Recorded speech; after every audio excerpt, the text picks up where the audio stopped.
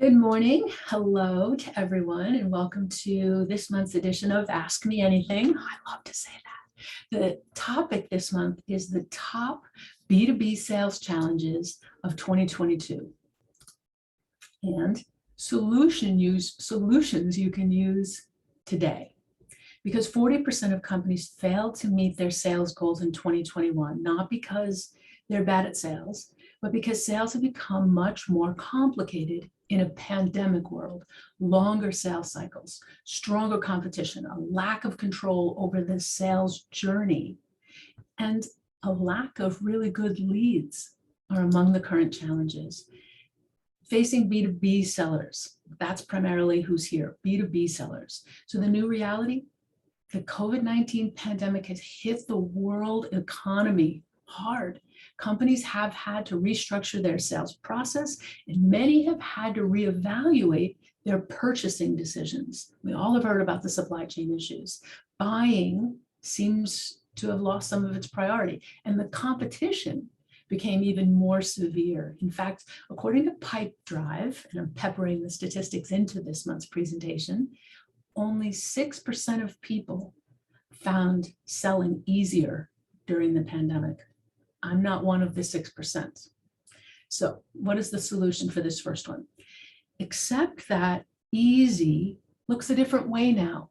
Yes, we start with thinking about what your buyers are going through and how your services can enhance their business, but building trust is too buzzwordy. Instead, I'm going to suggest that you concentrate more on counseling rather than selling. Usually I say serving is the new selling, but for this topic, let's use the word counseling rather than selling. Asking about their biggest pain point is no longer the pathway to the sale, saying your product or solution alleviates their pain. Counseling them on the phases required to actually alleviate the pain is the new reality. People want to see it coming.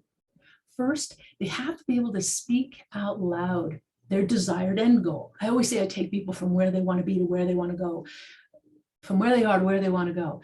But it takes me an hour to ask them and pepper them with questions to understand that end goal. Their pain will be alleviated if what happens. Spend as long as is needed on this piece. Skip the piece and your sales cycle will take forever. Second, they need to plot the course to get to the end goal. I'm stunned at how many people do not plot the actual steps involved in each phase. They just pick the end goal and off they go. Who does the plotting? Do they do the plotting? Ask if it should be with you or if they will do it just with their team. If they know the end goal, who's going to create the steps? If it's just with their team, ask to see the steps after they've been created so you can counsel them on what may be missing, or if something is out of the best order it could be in, ask them. If the plotting is done with you, do you have a price point for the plotting to give them? I call this a discovery only session. I love doing discovery first. I get to facilitate with prospects the actual steps they will take to get to their goal. And then I hand them the final outline. I give it to them. Here you go. Implement with me, implement with anybody else. And you may be thinking, what if they go with someone else then? Well, I'm here to tell you firsthand, close ratios double when you're the one in this role. Think of it as an entry price point. You have to do the plotting or the discovery anyway. You have to know how to go from here to here, or if your product is going to serve their pain point and resolve it. So get paid for it upfront. And here's a hot tip. Consider reducing your overall proposal price by this discovery only amount if they choose you as their vendor. It's a nice perk. I have a 100% close ratio on this. When people pay me for discovery, guess what? They use me for the rest of the project.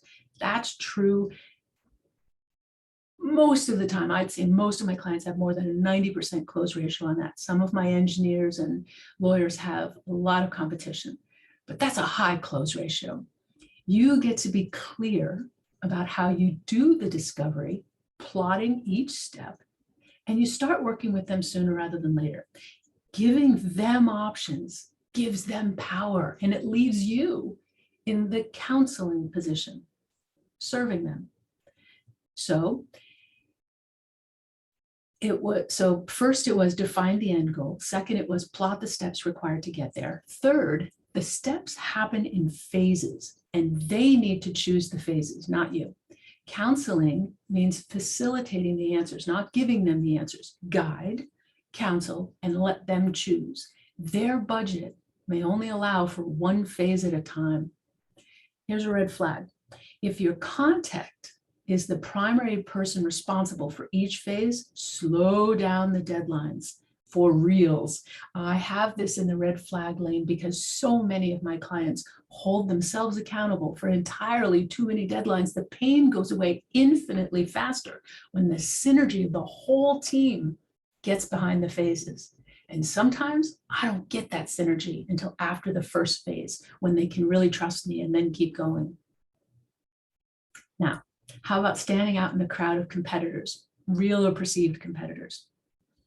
According to Chief Revenue Officer Michael Maines, cutting through all the noise in the modern environment is one of the toughest sales challenges we face, and the statistics confirm it.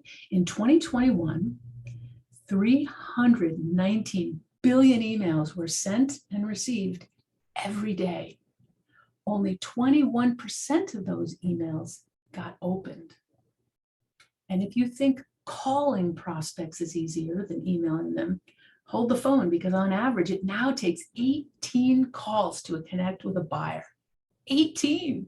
I remember when it was 5 to 12 touches. 18 makes me cringe. It's hard to reach a prospect, but it's even harder to make them stop, read, and respond. So the solution to this one, the value you bring to the table is the greatest weapon in your arsenal. Use it to provide your prospects with high quality content and a personalized experience. Incorporate precise targeting. Skip the mass emails, skip the mass newsletter, and get rid of general messaging. Those general messaging to those email audiences. Speak directly about one specific point in far fewer emails or social posts. Existing clients get a different email than prospective clients, who get a different email than influencers, who get a different email than decision makers. Break it down and then break it down again and again. A CEO client doesn't care about your newsletter. They care about their specific pain points only. Existing clients don't care about your general newsletter either. They care about other products and services they may not even know you offer. They already trust you. Do they know your whole line of products and services? So much easier to sell your existing clients more product than new clients. But a prospective client doesn't care about your newsletter either. They care about how their existing vendor, or not, isn't providing something very specific that you may. That's the point you bring to them. How do you do this? Collect high quality data before reaching out to anyone. Now, this was a past Ask Me Anything topic, so I won't go too deep here, but only 46%, half of salespeople, and for those who aren't used to me, every single month, I interchange salespeople with people who are all selling. Half of salespeople report having sufficient data insights on buyer intent. Only half of them have sufficient data insights about how their buyers want to buy. So start with an ideal client summary, a detailed profile that consists of what the buyers like most and what they like least about working with your specific products or services or in your specific sector. Not your industry's buzzwords or your marketing team's phrases, but what they actually want to hear. I won't go into how to conduct an ideal client summary, as I said, in detail, but this is that executive summary I'm going to send everyone so you can do it step by step. And I'll give you the short version now. The short version is ask them. Ask your existing top clients, have someone, not you, a neutral third party, Ask your best clients what they like most about working with you or your company. And I always say, assuming there's room for improvement, what do you like least? Write it down. Now you know what they like best. You're not using industry buzzwords. You're using the words they want to hear, attracting them specifically. And you know what they like least, how to overcome their objections before they even have them. We're going to cover that in a minute. Talk about content that creates a result. Know that data. So let's shift for a second before I go back to that, to the long buying cycles that are happening right now. It's well known anyway that B2B sales cycles are much longer than B2C.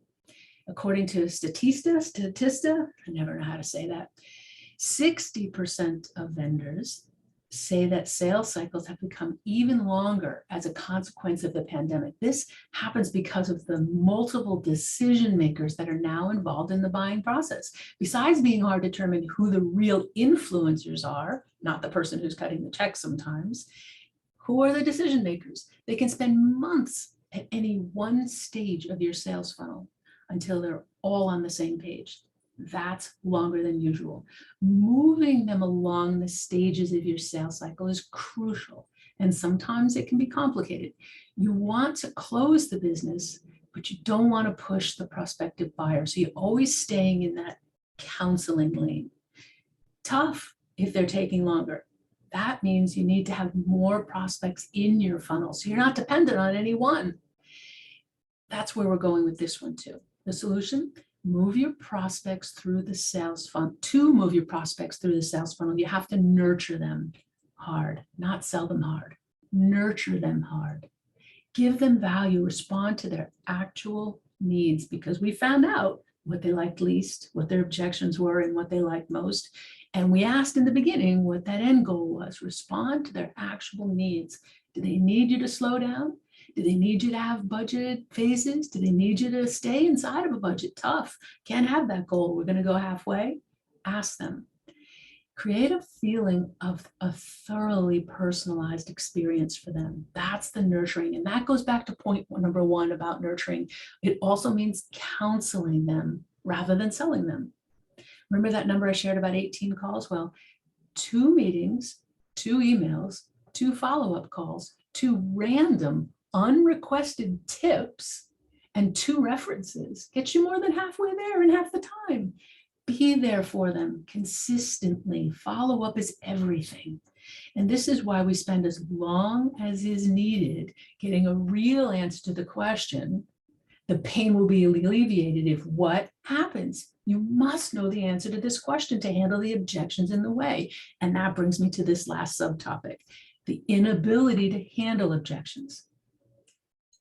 We don't want to be unable to handle them, but that's really what's going on in this environment right now. People aren't able to handle the objections that people are having. This B2B sales challenge appears when sales reps are not trained enough sometimes, or you, because we're the sales reps in this room, don't have the right relevant materials ready and at hand to support your follow-up and position you and your company in the lead. Some people even find it hard to differentiate an objection from a rejection. While a rejection may sound like a strong no, 60% of customers say no 4 times before saying yes to the same vendor. How many times are you going to take a no? I don't know. Want to know how many times I take a no? Never. I know, I'm that maniac. Less than half of all salespeople even make a single follow-up attempt. Again, I'm going to say follow-up is everything. And let me make a note of that because I've shared this before, but I'm going to give it to you again. The statistics on follow-up. Only 10% of people follow up more than 4 times. 80% of sales are made on the 5th to 12th touch. And you're kidding me. How are you taking 4 no's and not following up? I know you said no to X because the budget was Y and it didn't fit inside your time frame, but here's a tip you may want to consider. And they go, well, I don't want to do that on my own. Will you help me with that? Yes, close. Give them those touches, those tips, those counsels, even if they're telling you no, so that they head in the right direction until they do tell you yes. So this solution dedicates some time to handling objections at the very beginning of the call or meeting. Once you've gotten them to share the pain they're experiencing, ask them what's in the way of removing this pain point.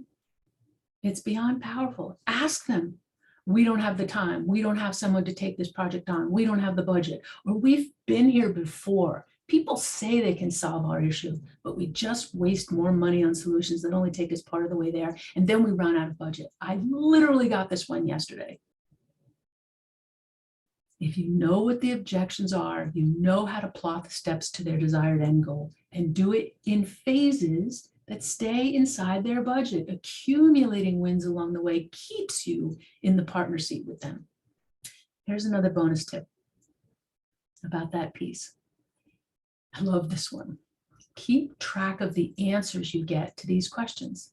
If one prospect has a pain point, others will too. And then use the collection of pain points with your responses to build an FAQ page on your website. Frequently asked questions, we've all seen that.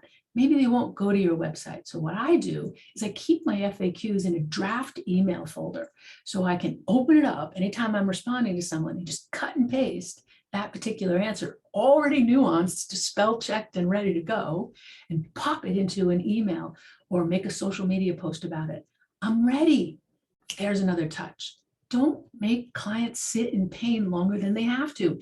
If they enter your sales cycle, counsel them each step of the way and keep them moving along, even if you're not the one they choose. It increases your close ratio for you being the one they choose. Letting them sell themselves. B2B sales challenges may feel like tricky things to deal with. Hopefully, with these tactics and tips, every single month, adding a little bit on, they'll become nothing more than minor obstacles on your way to closing more sales. But here's a quote from a chief marketing officer, Eric Quanstrom, from a company called Science, that I respect his work, and I used some of his data for this topic. He said, there's the New Yorker on me. He says, the biggest challenge in sales, ironically, is buying and selling. Now in the buying process, we have the highest number of people involved, the largest access to information, and the biggest number of options on the market. And timing wise, there's never been less clarity about the future of economic cycles ahead for any business. Every sale is affected by this. So we have no other option but to adapt and persevere. I love that, no other option. I think we've never had any other option, but now it's really even more true.